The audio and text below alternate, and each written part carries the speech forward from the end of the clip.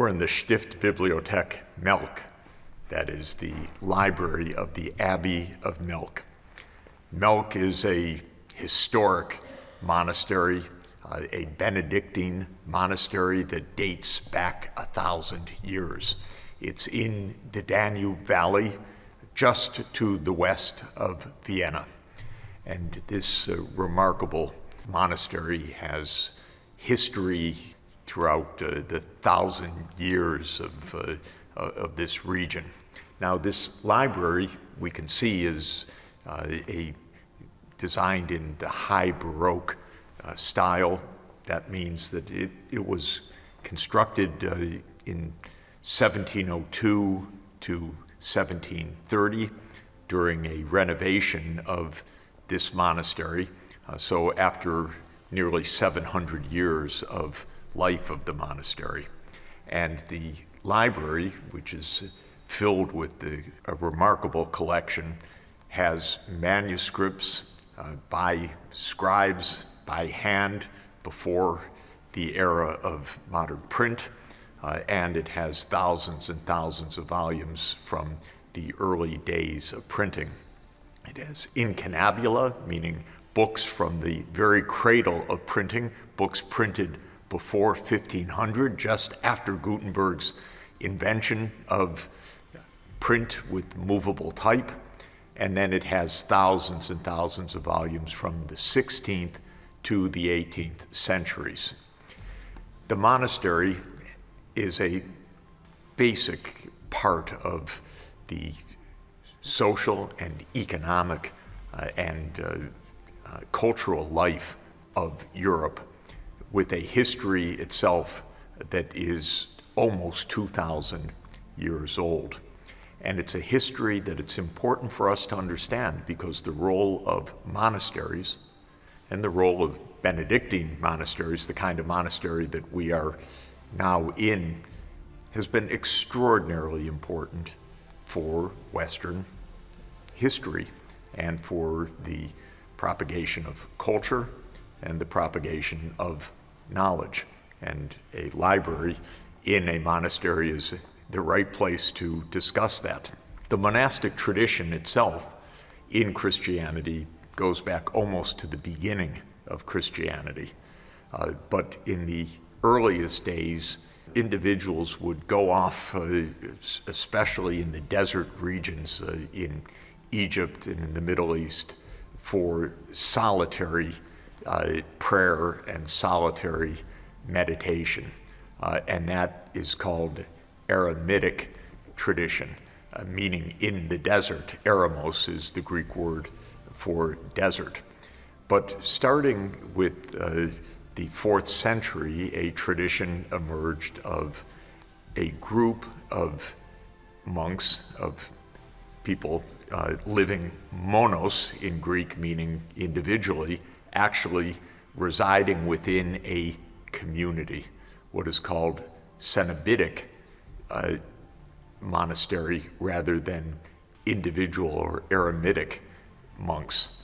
And the idea of a community of individuals living, usually living in poverty, living in humility, living in chastity, is a tradition that goes back in communal Christianity to the 4th century. For Western Europe, this tradition dates back to the early 6th century, and it dates back to the deep spirituality of Benedict. Benedict lived in Italy and came from a wealthy family and was searching for spiritual meaning. And in his first explorations of spirituality, he went as a hermit, as an individual in the eremitic tradition in Subiaco, Italy, just outside of Rome. And he experimented with solitary life. A few years after that, he followed the tradition of the Cenobitic monks, that is, monks who would live in a group, when he established the first Western monastery in Monte Cassino, the very famous monastery of southern Italy that was tragically destroyed in World War II, but had been one of Europe's most important monastic sites for 1,500 years. In 1529, Benedict established Monte Cassino with other followers who came to live a monastic life, and the essence of the monastic life that they lived was three basic vows: the vows of poverty, the vows of chastity, and the vows of obedience to communal life. In 530, Benedict wrote one of the most important documents of Christian history, the Benedictine Rule, or the Rule of Saint Benedict, which is 73 chapters describing how a group can live together in a community of monks following these precepts of poverty, chastity, and obedience. And he laid out the rules that became the rules for Benedictine orders all over the world. Most importantly, he laid out the basic direction of life, but left the specifics to each Benedictine order. An order would be led by an abbot, which comes from the Aramaic word for father, or in Hebrew, Abba. So there would be a father who would oversee the monastic community. They would follow the rules of Benedict, but a lot was left to the local order and the local conditions. Something that Benedict appreciated from the start would be necessary. Well, here we are in the Danube Valley in modern-day Austria, where a Benedictine order was established in 1089, so almost 1,000 years ago. And this land was given as a gift by the wealthy nobles to a community of monks to live the Cenobitic monastic life, to live in a community bound by the rules of Benedict, bound by the vows of poverty, chastity, and obedience. Now, the monks lived in poverty, but clearly we're not in a place of poverty. In the history of monasticism, the monasteries of Europe received large gifts, large endowments. They received gifts from wealthy families, in part so that the monks would pray for their salvation of the gift givers, a little bit like donations today, and also so that the monasteries would provide places for the offspring of wealthy families, whether it was the monks or the nuns who would live in monastic communities that were endowed by these wealthy families. The monasteries also, over time, gained more and more land. Now, when a family has land, usually it's divided among the children, and often a large land holding ends up as a number of small land parcels from one generation to the next until the land holdings basically disappear in large number of offspring.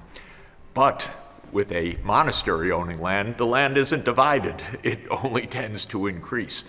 And the land in this region is extraordinarily productive because we're in a beautiful valley that has an absolutely magnificent soil for growing the finest grapes, for making the finest wines. And this monastery and others in the region became large and highly productive agricultural centers. Sometimes the monks worked the farms, other times farmers came in as lay workers on the land owned by the monasteries. But the monasteries gained a tremendous wealth through the donations and through their large agricultural land holdings. They played, therefore, an important role in the economies of medieval and early modern Europe, and they played a political role as well, to be sure. They also played an enormously important intellectual and cultural role that is absolutely exemplified by this library. Behind me, there are the two great statues of two of the four great disciplines of the early university life and of the intellectual life reflected in this library, philosophy and theology. And in front of me, I have two statues also of law and medicine. Well, law, medicine, philosophy, and theology were the faculties of the medieval and early modern universities of Europe, and the monasteries provided a lot of the books, the texts, that kept the propagation of knowledge. And they did so in different ways in different phases of history. The early monasteries were the places where ancient manuscripts were copied from generation to generation, laboriously by scribes who worked in the scriptoriums of monasteries and kept manuscripts from ancient times to the present through the recopying of manuscripts that otherwise would decay and disappear in the course of time. It's also true, however, that what was copied, because it was extraordinarily costly to copy ancient manuscripts and to recopy them every few decades, was a reflection of what was deemed to be proper knowledge. So a lot of ancient knowledge of the Greeks, the Greek philosophers, disappeared from the monasteries or ended up on shelves never recopied and decaying over time because it was deemed that those were not the appropriate texts to copy. But other kinds of knowledge were propagated, certainly theological knowledge and many areas of practical knowledge as well. Interestingly and importantly for us, where many of the ancient Greek manuscripts were copied and were preserved and were read and were interpreted was not in the Christian monasteries, but in the Arab world, where Arab scholars and scribes translated the Greek to Arabic in the new lands of Islam after the 7th century, and especially in Baghdad, and then later in Islamic Iberia, today Spain and Portugal. Many of the crucial manuscripts of the ancient Greek world were preserved in Arabic and then later translated by scribes in the Middle Ages who received these texts from their Arabic translations. Well, the monasteries kept the tradition of the great manuscripts on display in the Melk Library, are magnificent Bibles that were handwritten, of course, with magnificent illustrations, commissioned by, for example, King Wenceslav IV of Prague, who commissioned from the monastery a magnificent Bible edition in the 14th century. And we have this collection until today. In the early 15th century, as the Renaissance was beginning to blossom in Italy, this had an effect on monastic life as well, even here in Austria. In 1420, the so-called Melk reform took place when monks who came from this monastery went to Italy, saw the new learning and the new kinds of teaching that was taking place in Italy, and indeed went to Subiaco, the original site where Benedict first created his concepts of monasticism and was a home of Benedictine monastic life, brought back that Renaissance knowledge and ideas back to Melk, and thereby initiated a new, wonderful phase of learning and higher teaching of the monks in this monastery, who thereby were able to propagate the expanding knowledge and range of ideas of the Renaissance. Also in this monastery, as part of the tradition of learning and books, was a school, the Stift Gymnasium, which has operated in the Melk Abbey from around 1300 until today. The children are still studying here in the monastery. There are monks who still lead the monastic life, and the tradition of a school in the abbey continues now for 700 years. The monasteries therefore played a tremendous role in the economic and cultural life of Europe from 500 onward. But starting with the Age of Enlightenment in the 18th century, they increasingly found themselves clashing with the increasingly powerful secular powers of the day. All through Europe, monasteries fell increasingly under the political control of the state. This was often associated with the rise of Protestantism, because the Protestant leaders would grab the monastic wealth of the Catholic monasteries. And in the 1530s, for example, King Henry VIII in England, as he launched English Protestantism, confiscated the wealth of the monasteries of England. Later in the 1700s, this increasing control of the monasteries by the state spread throughout Europe. Of course, with the French Revolution, the state took the church properties, but even in Catholic Habsburg lands in the Holy Roman Empire, starting in the 1780s, the Habsburg rulers, and this is Joseph II, who was the great Enlightenment emperor, said that monasteries either would be practical benefits for the community, but if they were simply aiming to lead their life of monasticism without contributing to the community, they would be taken over by the state. And there was the so-called cluster storm.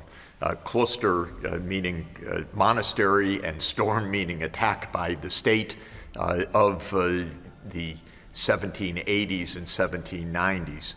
Many of the monasteries in the Habsburg lands were simply closed, but not the Melk Abbey, because the Melk Abbey was able to say very clearly that it was a learning and teaching institution, that it had a school of long-standing tradition, and for that reason it should be allowed to continue to operate.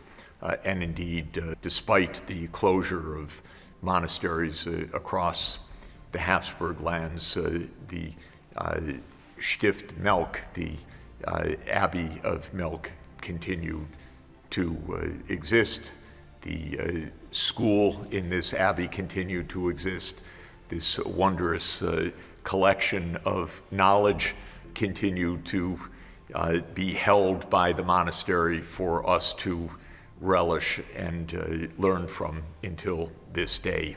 So we are in a place of 1,000 years of cultural heritage, a place that has played a significant role in the propagation and the development of that culture, and a place that gives us a real treat of insight into beauty and knowledge to this day.